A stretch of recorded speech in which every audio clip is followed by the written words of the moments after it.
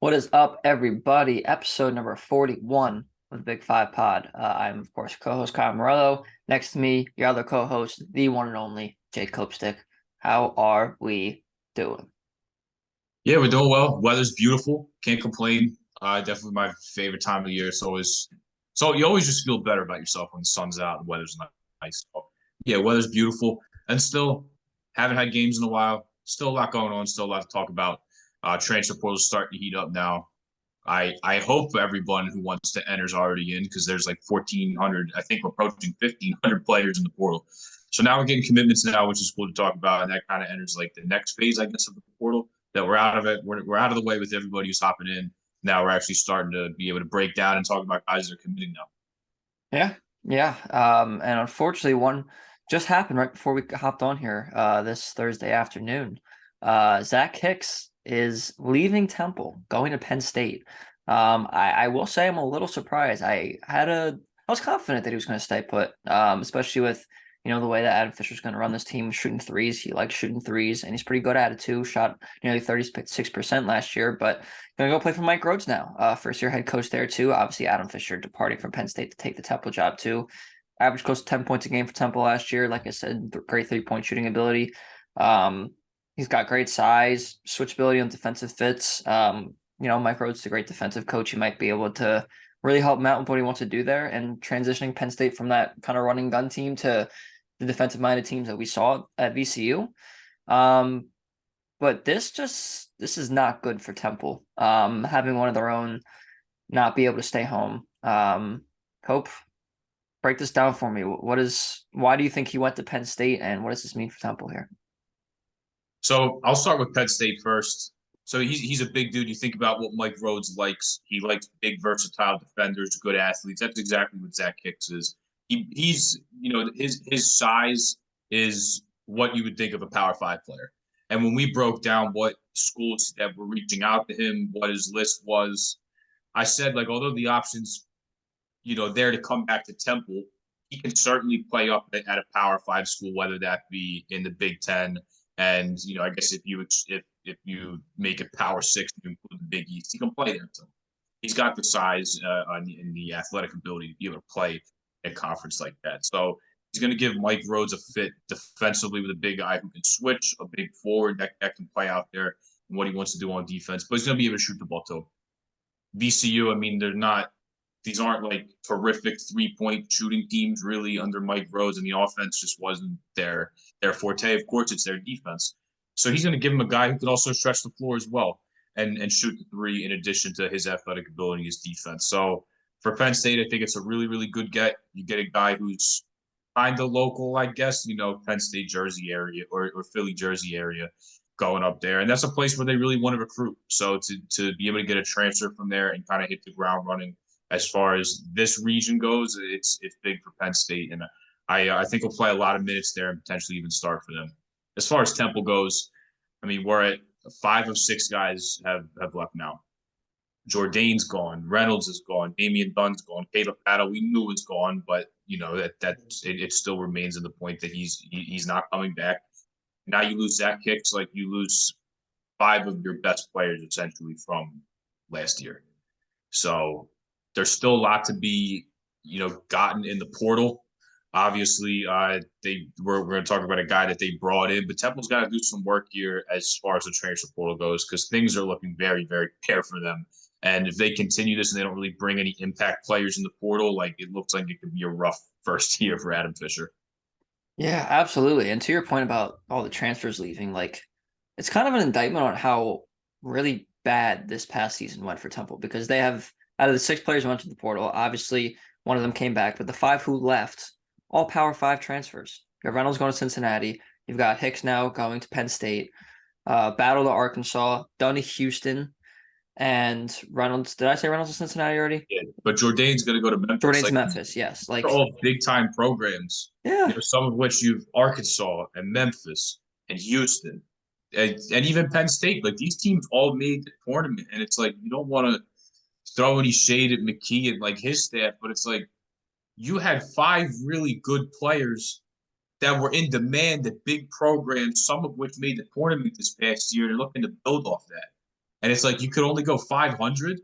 Like I know there was, the Reynolds injury was hurt, and Damian Dunn missed a couple games, but that's not even really relevant because the couple games that he missed in the beginning of conference play when they played East Carolina, like they were able to win those. So, you just look at all the guys that left, and it's like these are in-demand players for really good programs, and they still couldn't win anything. Like you're absolutely right. It's an indictment on the Owls how they weren't able to string together any success. This past season was supposed to be McKee's best team, and they went 500 and got bounced and got blown out in the first round of the AAC tournament. So it's just weird to see that. To your point, like it's not like these guys transferred down.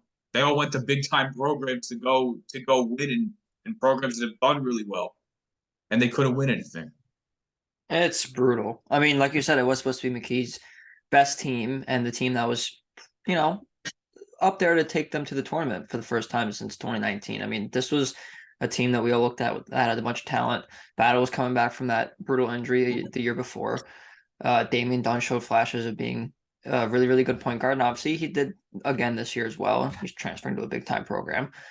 But it's just sad to see. And I don't think Temple's going to have that shot for at least a couple of years now to have that team that talented again. Now, Adam Fisher is supposed to be a pretty good recruiter. So we're going to see what happens. He did actually bring in someone who might be able to replicate some of Zach Hicks' three-point shooting, though doesn't have the same size nearly as much. And that's former UMBC transfer MATTEO PICARELLI from Milan. Played 3 seasons at UMBC, averaged 10 points a game last year, which was a career high. Shot very close to 40% from 3, 5 attempts a game, so it's not like he's just chucking up a couple. So this could be a potentially really good transfer brought in by Adam Fisher here. And, as we've talked about, as he's talked about, really wants to shoot a lot of threes, play up and down. And you have a knockdown shooter like MATTEO PICARELLI can really, really help with that. So how do you think this is going to work out for Mr. PICARELLI and for the Owls with his presence? So he's certainly transferring up. The American East is one of the smallest conferences in America. It's been dominated by Vermont and Catamounts and John Becker, who also allegedly interviewed for the Temple job. But look, if you want to put up threes, this is a guy that's going to do that. Over 77% of his field goals at UMBC have been threes. I mean, he's a pure shooter, good shot fake, can shoot it off movement really well. They draw up a lot of inbounds plays, a lot of sets for him to catch it off movement and put it up. It's a quick release. He's got a really, really good form. Just a lot of good qualities that you want in a guy who's going to put up a lot of threes. You want to run up and down. You want to shoot threes. You want this guy to run to the wing and transition and get open looks and space the floor for you. Then this is a really, really good pickup. But he's going to be transferring up in competition. And it's not like the schools that are coming in. I know the AAC is they're undergoing a bit of a reconstruction here with the teams that are coming in, but you're bringing in UAB, you're bringing in Florida Atlantic, but you're not bringing in teams that are top. You're bringing in Florida Atlantic's going to be in the preseason top 10 most likely. Yeah. And everybody except for Michael Forrest, who I think was their 6th or 7th man. I mean, they were a deep team and everybody contributed, but it's going to be the same. Of the 9 guys that played, 8 of them are coming back. And even though Elijah Martin, I think John L. Davis are both at least going to test the NBA draft. Well, no, at least Elijah Martin is. I believe they all plan on coming back. So they're going to be, right away, they're going to be a very good team. So he's stepping up in competition here. And that's always something you want to see. Like you see low major guys transfer up to Power 5. But regardless, when guys step up in competition, there's a bit of an acclimation period. The talent, the size, the athleticism, these guys are just so much better. You're playing against. So that remains true with Matteo PICARELLI. How will he acclimate to playing up in competition? But look, this guy he fits exactly what Adam Fisher wants to do. I mean, almost 4 of every 5 shots this guy put up were a 3.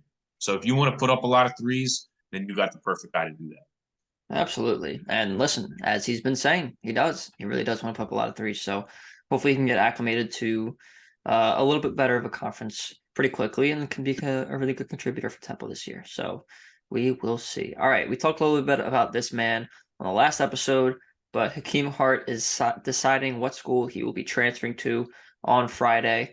And 24/7's Crystal Ball has projected him to go to the Villanova Wildcats. Obviously, he went to Roman Catholic. He's from the area, which would be a very big very big homecoming for both Villanova and Hakim Hart. Now, he was originally committed to St. Joe's, as we mentioned last episode too. He is also deciding between Kansas, Gonzaga, and Miami, so he's got a lot of big power schools after him. But the crystal ball says Villanova. Crystal ball is not 100% right all the time, but often, usually it is. So Cope, what can you tell me about this? I mean, obviously, I think you're going to agree with the crystal ball, but do you have any doubts that Hakeem Hart won't be a Villanova Wildcat come Friday? I said I was on this pod of my other pod, and I was like, I expect him to this week with Villanova. Perfect fit. He gets to come home. He's going to fill a need for them. Gives them a big wing player who can shoot the three, can play make a little bit, can play both ways. It fits them exactly. They want to play positionless. Well, he's a big wing who's going to be able to do that for you and play in a bunch of lineups. But handle the ball next to Justin Moore. If you just need him to be a 3-and-D guy, he can do that as well. It's a really, really good fit, and he gets to come home. Kansas just had Nicholas Timberlake from Towson commit to them. He's a guy, a really, really good shooter, can score from all three levels. So an experienced guy is going to shoot the ball, just committed there. Maybe that takes a spot away. You look at Miami and all the success they've had with Philly guys. They're going to be losing some players. Isaiah Wong is gone. Jordan Miller's gone. Hakeem Hart could maybe slide into a role like that. He could have a spot at Miami. And then look at the mass exodus that Gonzaga had this year. Besides their big guys, Ben Gregg's going to come back. Anton Watson's going to come back. But you look at everybody else that left. Drew Timmy's gone. Julian Strawther's going to go to the draft. Nolan Hickman, I know, he's not Hakeem Hart's not going to be your primary ball handler and a guard for you, but your Bolton's out of eligibility. Nolan Hickman really was a non-factor in some spots where they really needed him to be in the NCAA tournament. So there's a lot open. Hunter Salas is gone. Dominic Harris is gone. Like, there's a lot of guys that are leaving Gonzaga, and they're going to need to fill a lot of spots. And you look at Hakeem Hart as a fifth-year guy, maybe could just be a Band-Aid, can be a really good one-year player, and then you can kind of figure the rest out later. So I think all these spots make sense, and there's certainly a need for Hakeem Hart like that. Anyone who can take on a fifth-year player who's versatile, who's got really good size, can shoot it, is going to be in high demand. But ultimately, Villanova's the best fit for him, and he gets to come home as well. So I'm fully expecting him to be a Wildcat tomorrow. But even before the crystal balls and everything, like, I really did think this was just a really good fit. And even earlier this week, I definitely expected Hakeem Hart to go to Villanova, and I think he'll make that a fit. We need to get you your own crystal ball. It sounds like you might be a little bit ahead of the curve here. You might be looking into the future a little bit. I mean, we knew this, but yeah, I mean, I agree. I do think it's a really good fit for him. And it's a really good fit for Nova too. He gets to come home. They're going to be really good next year. Obviously, TJ Bamba's coming in. You have Justin Moore there already. So you kind of have that trio in the backcourt. And listen, backcourts win championships. Not that front courts don't help, but backcourts is what gets you through March, as we all know. So I think that would be great for them, and great for him, Hakeem Hart as well. Speaking of Nova, though, not so much in the transfer portal, but in the recruit world, they're hosting a trio of recruits on campus this week. Brady Dunlap, who I believe you mentioned last episode, Jaden Glover, and Christian Bliss are all coming onto campus. So let's talk about Glover first. From Hillside, New Jersey, which is the same hometown as former Temple Owl Caleb Battle. Played at the Patrick School. It's a 3-star recruit, according to 24/7. Top 10 player in New Jersey. He's 6'6", 190 pounds, so pretty good size. Maybe a little bit skinny, but that's okay. He's 18 years old, 17 years old. He's also being recruited by Creighton, St. John's, Butler, and Providence, so getting a lot of Big East looks. Seems like it could be a really good fit for Villanova. Obviously, they like having size and guys like that, and obviously a lot of the Big East is after him. So, what do you think about Glover's fit potentially with Villanova? Yeah, I mean, when you look at his shooting ability, and if you're gonna play Villanova, unless you're big, you gotta be able to shoot. And this guy's gonna fit that bill. Or synergy, shot 41.5% from three. Really, really good shooter. I love he's got really good form and really high release. A lot of stuff you like in a shooter, especially a standstill and a spot up guy. Defensively, he's gonna need work, but as a guy, it's a program that doesn't play a lot of freshmen. Last year, we talked about how they had to do it out of necessity because of the injuries. So, he's a guy that can maybe come off the bench, maybe give the red shirt. It wouldn't be the worst thing in the world. We've seen it work out for them before. If guys aren't ready, they need to learn how they play at Villanova, then they can take a year to get under their belt and really learn how to do that. But look, he's a big forward who can shoot the ball. Sounds like a Villanova player to me. But that defense is going to need work, but shoots the three really well. Obviously, hey, shooting makes up for a multitude of sins, and that'll get you on the floor for sure. But there's a lot of competition, you said, specifically in the Big East as well. So if Nova wants this guy, they're going to have to be competing with a bunch of other programs. I would think Seton Hall probably gets in this mix at some point. Shaheen Holloway is actually an alum of the Patrick School as well. So you have to think maybe, hey, guy went to my old high school right in my backyard.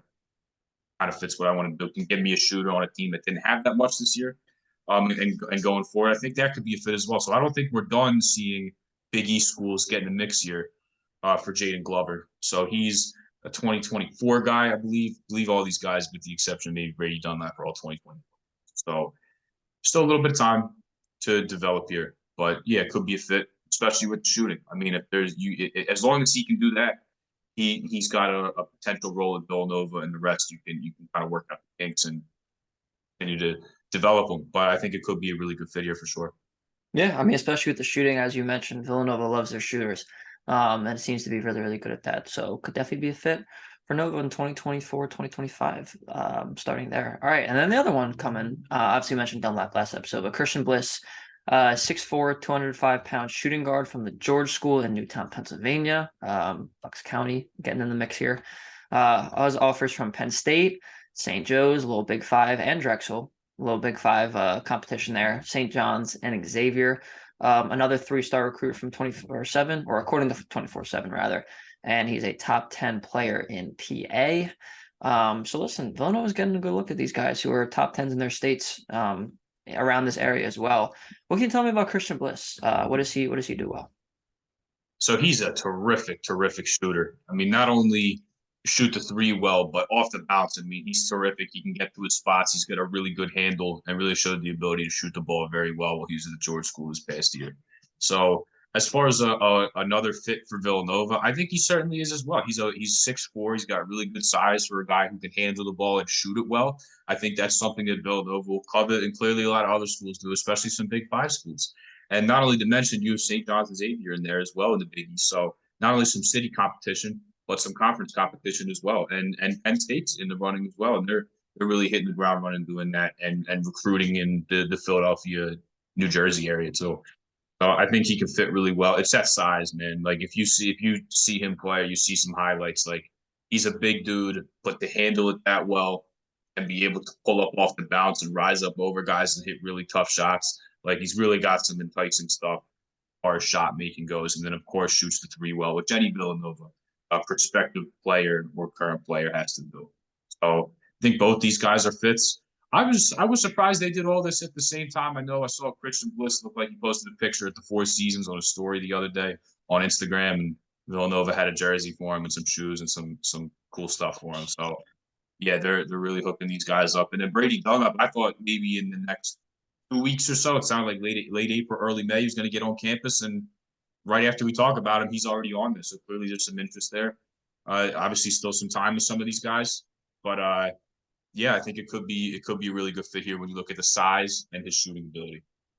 Yeah, and I think, to your point about bringing all these guys in at once, I think having all of them come together at the same time on campus is really, really interesting because maybe they'll influence their own decisions. If one of them really, really likes Villanova, maybe the other one will be like, you know what, I want to play with him. I really like being on the visit with him. I don't know how familiar these guys are with each other. I'm sure they probably played in AAU and whatnot, probably a little bit earlier in their life. But I think it's a really good thing they're trying to bring them all together at once so that, maybe they can have a little package deal here. You never know what can happen. I know obviously when, for an example, when Coach K recruited Zion, RJ, and Cam, he kind of, I don't know if he brought them all in together on a visit like this, but the three of them talked and were like, we should do this.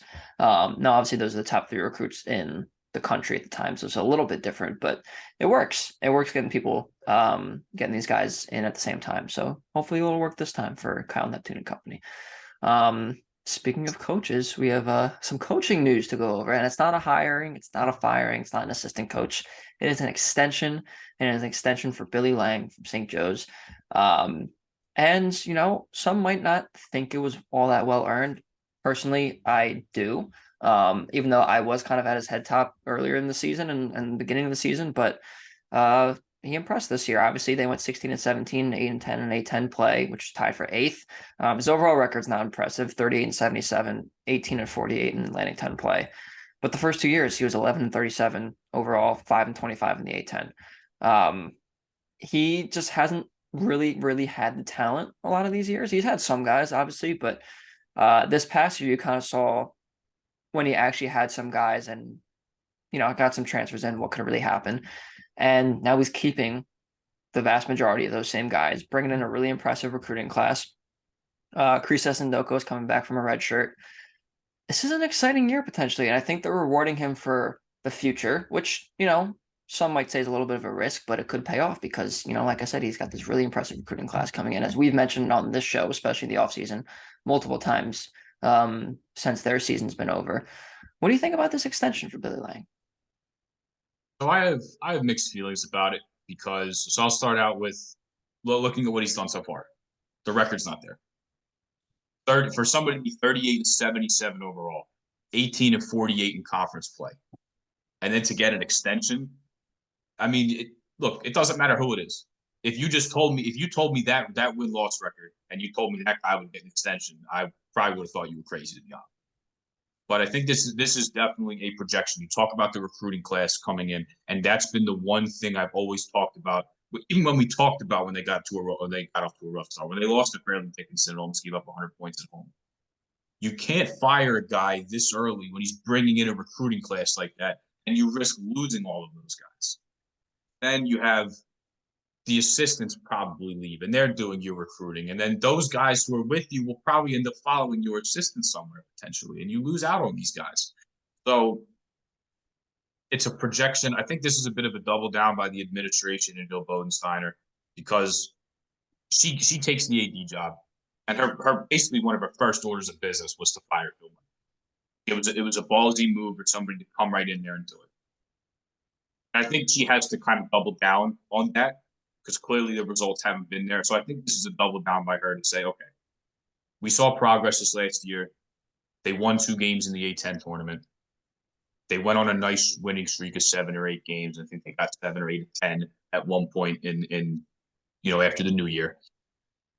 So this is a double down and a projection by her to say, okay, we have a really good team this year. We have a lot of experience. Our leading scorers are back. Eric Reynolds, Lynn Greer, Cam Brown, all those guys are coming back. Kriisa Ndoko is going to come off his red shirt. We're bringing in Desir Haskins, Anthony Finkley, and Xavier Brown, and Sean Simmons. So I think this is a bet to say, okay, now that he's got his guys in the program that he wanted, we have a very good blend of experience and a lot of young talent coming in. Let's give him the extension and let's see what he does with it. And then we can revisit this if we want to re-up him. So clearly it wasn't based on results. The numbers aren't there. So results, look, this is a bottom line business, and the bottom line is the record in conference playing overall just hasn't been good.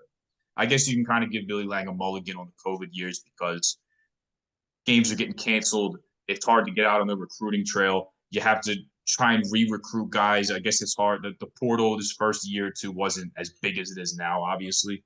So it's hard to put a team together as fast. Like you see, not to take anything away from a Jerome Tang or coaches like that, but when they get their year one, yeah, they have to do a bunch of recruiting, but they just have to field a team.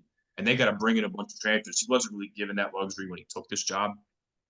So I have mixed feelings about it because I think this is a projection. And now that he's got his guys there, you're betting on Billy Lange to bring it home and build off the progress they showed last year, finish above 500, and maybe make a run at a tournament. Because, hey, this is a conference that in past years has been a multi-bid league. Now, obviously, it wasn't last year. This is one of the worst A10s we've seen in recent memory. There was only one bid league. But there's opportunities to get to the tournament without just being your conference tournament winner. There's a lot of talent coming in. There's a lot of talent staying.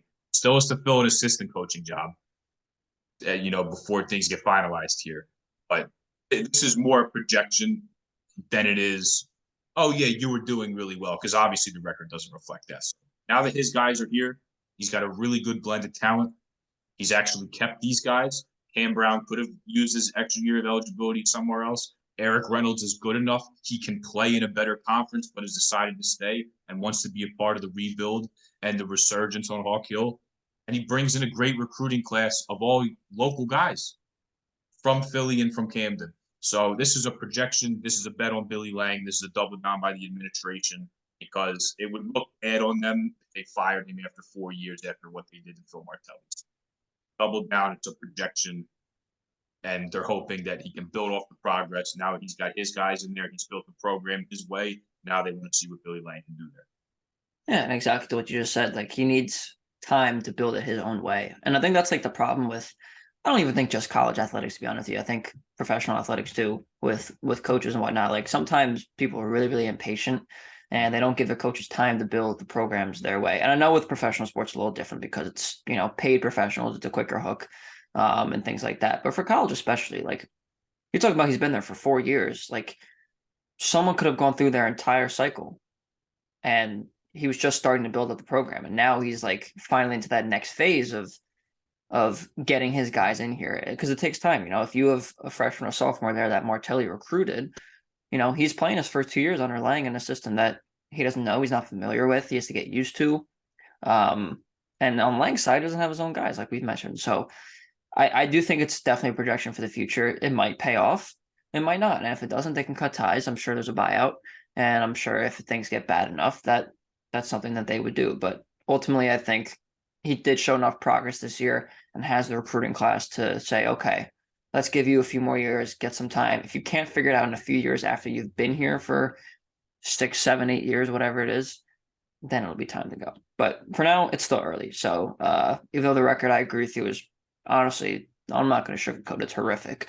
But I do think he deserved at least another year, so another 2 years to show more progress. So good on Billy Lange, and hopefully he shows out this year for St. Joe's. I really think, honestly, they could make a run at potentially being a tournament team. They have the talent to do so. So yeah, we'll see. And also remember that this is not like an easy shoe-in job. You're going to be successful right away. Like this is a pretty hard place to win at. Martelli made it look easy because he was that good. This is not a place like a Duke or any of those schools where it's like, you can just be good right away. Like, it's a small Catholic school, Christian, whatever, you know what I mean? Small religious school on the main line in a mid-major conference. Like, this isn't exactly like a powerhouse where I think you can just be expected to come in and win right away. Like, it's schools like this where it's very important to be able to build your program and not just go through coaches every 2 or 3 years because they're not winning. Like, this was going to take time as soon as he was hired. Yeah, and he's a young guy too. I mean, it's definitely going to take him more time, but I agree. I mean, you need to have the continuity in your program in order to have a successful program. You don't see successful programs cycling through coaches every few years. That's not what they do. They stick with their guys. And, eventually if it doesn't work out, sure, they'll fire him and they'll get the right guy in there. But it takes time. It takes patience. And I think it's not the worst thing in the world that he was given more patience and more time. So we'll see how he does next year. All right, one last thing here before we wrap up. Hunter Dickinson. We haven't talked about him yet on this episode. Obviously, he was the focal point of last episode. But he announced on Barstool's Roundball podcast that he will take an official visit to Nova a week from Friday. April 28th is the official day. I know he's visiting with Kansas in the future, and it was also just announced on this Thursday, April 20th, that he will be taking a 3-day visit to Kentucky on the 23rd to 25th. So he's going to be spending a lot of time over there in Lexington, which, if I'm a Nova fan, scares me a little bit because we know John Calipari can recruit. He can recruit his butt off. He's probably one of the best in the country, if not the best in the country at doing so. I know he hasn't had the success on the court in recent years as people would have hoped, but he's still John Calipari. But I do think there's still a decent chance that he can, be a Villanova Wildcat. I mean, obviously we talked about the connection with Justin Moore. They're still a really good program, and he's going to visit next week. I mean, hopefully he makes it to that point and doesn't just announce off the cuff after this Kentucky or Kansas visit, which I'm not sure exactly when that is, that he's going to commit to one of these teams. But it seems like he's taking his time. He's going to visit all these schools, talk to fit and see what the best fit is for him. What do you make of all this? So the first thing is, we can't dispute this one. I know last week it was, oh, was he on campus? Was he not? Did Yeah. the meeting take place on campus? Did they actually meet with him? Throw all that out the window. The source is him. That the Round Ball podcast is his pod that he's on with Barstool. So we can't dispute that. Source came right from literally the source in Hunter Dickinson. But yeah, you look at these other schools that are looking after him. He's going to start anywhere else. I mean, that's no secret. He's not going to play a bench role, even though a Zuby Ejiofor or an Ernest Uday at Kansas have been there for a year or two. He'll step in and play there. Kentucky has a need for him though, because Oscar Tshiebwe is kind of on the fence. Should I come back? Should I not? However, Tshiebwe told Calipari you're not going to. I'm not going to take it as a slight if you try and find my replacement as I figure out what I'm going to do with the draft. If I decide to come back and the guy's here, fine. If I come back and there's a spot for me, great. But he's basically given them the green light that he won't take offense to them looking at Hunter Dickinson because, hey, there's a chance that Kentucky's going to have to replace Tshiebwe if he decides to leave and declare for the draft. So there could be a huge role there for Hunter Dickinson in the SEC for a blue blood program, much like Kansas, to slide in there and be their focal point and replace Oscar Tshiebwe. It'll be an interesting fit if they have to play next to each other. If Tshiebwe decides to come back, because there's no way that you can't start both of them if you have both of them. But it could be an interesting fit if Tshiebwe decides to return. But yeah, I'm sure Calipari's going to roll out the red carpet for him. He'll probably put him in the nicest hotel in town. He'll do his thing where he shows them all his trophies. He shows them all the jerseys of his lottery picks. Like, you remember that interview they did, I think, during COVID, and he had like every single framed jersey of all his lottery picks or something like that behind them. He'll do that, like it's Kentucky. They'll roll out the red carpet for him, much like if you remember what Texas did to Arch Manning, and they had the parents and the fruit had like a buffet in a beautiful hotel for every meal and everything.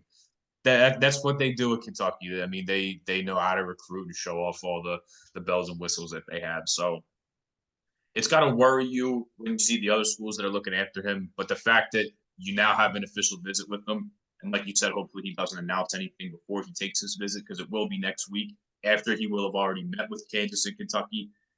You got to hope that there certainly is something there. And hey, like a starting lineup of Armstrong, Justin Moore, TJ Bamba, Eric Dixon, and Hunter Dickinson.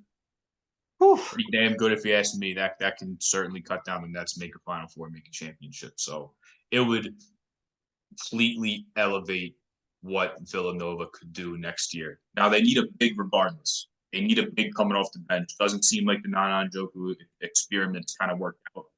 And I feel like they got to play with some size.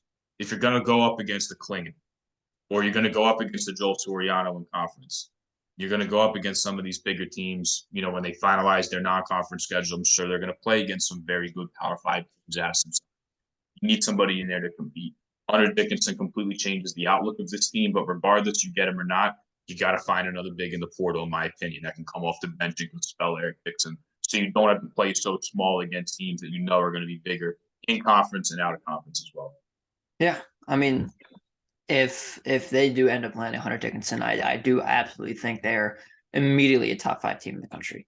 They just have that front 5 talent, and they're going to have some bench depth too, I think, too. Some of these guys coming back and some of these transfers potentially coming in as well. Obviously, talking about Hakim Hart too. Yeah, I think would be awesome. And to your point about Tshiebwe too, I think if they played next to each other, it'd be really, really interesting. But I think it would work because Hunter Dickinson can stretch the floor. I know he's not like an extremely volume 3-point shooter, but getting him away from the basket, maybe having some pick and roll with Tshiebwe being the monster rebounder that he is, probably one of the best that we've ever seen at the college level. That would be fascinating, and they would be a national championship contender off the bat too. Yeah, for sure. Would, again, you don't want to play. Hunter Dickinson's strength is not to play away from the basket. You want him to be underneath and just use his size and his strength to be able to play down there and just shoot over guys. But if Tshiebwe comes back and Dickinson ends up going there, like, good luck getting a rebound, because you're not going to. That's at least 25 rebounds a game combined between the two of them. You might get 25 just from Oscar. If you have 2 guys like that you have to block out, you're already not going to get one with Oscar there. And then you put Dickinson there too, you're not going to get any. You're not going to get especially in the offensive glass. It's going to be ridiculous. I can get a rebound on this thing. Listen, but like we said, he's the most talented transfer probably to ever enter the portal. Yeah. And it's really exciting to see where he goes because even, you talk about Kansas too, that would be an incredible fit too. It's really interesting to see, and I'm very excited. It looks like it's not going to end. The saga's not going to end within the next week or two. So we'll see. We'll see. It's going to be really interesting to see where he goes, but this is fun. This is a lot of fun. I'm really excited about And this. go to Hunter Dickinson. He keeps driving that NIL price up. As he The should. longer you wait, then you're like, oh, we need him. Because what if Sheway declares, and then Kentucky's like, well, now we really need him. Now we don't have a contingency plan for Sheway. Like, now we need him. Price is going up, big fella. Exactly. Good for you. Get your money. All right. Well, that's pretty much all we got for this one. Cope, any final thoughts here? No, I hope we get some decisions soon. Obviously, we'll get one with Hakim Hart. I knew the Hicks announcement was coming. I thought it was going to maybe come tomorrow, but then it hit us right in the face before we reported. And I would like to see Hunter Dickinson commit at some point in the very near future. Hopefully, he leaves Nova and then decides to commit. But that remains to be seen. We'll see. Nobody is if you think you have an idea of what Hunter Dickinson's going to do, I call BS because I don't think anybody does. Yeah, I believe crystal ball reports from pretty much any player. Hunter Dickinson's the exception. I don't know, and I think he's going to be the one to tell us. I don't think it's going to be any other way. So we'll see. But I also think it's interesting the fact that the Villanova visit's last because maybe he's thinking, all right, let's see what these other schools have to offer. I do really want to come to Nova. I'll put them last to see if they can top whatever those two blue buds before them can offer. So we'll see. I think that's an interesting point too. But yeah, that's all we got for this one. So thank you all for tuning in. As always, very much appreciate your love and support, especially during this off season. It's crazy off season. So if you want to look at more stuff that we got, make sure you like and subscribe on YouTube. Make sure you check out our Instagram and especially our Twitter at Big Five Pod, for updates on all the transfer and coaching news and everything in the off season. And also make sure you listen to our audio only versions on Apple Podcast and Spotify. With that being said, enjoy this weather. Beautiful out the next few days. Keep in touch with our Twitter, like I said, and we'll see you next time.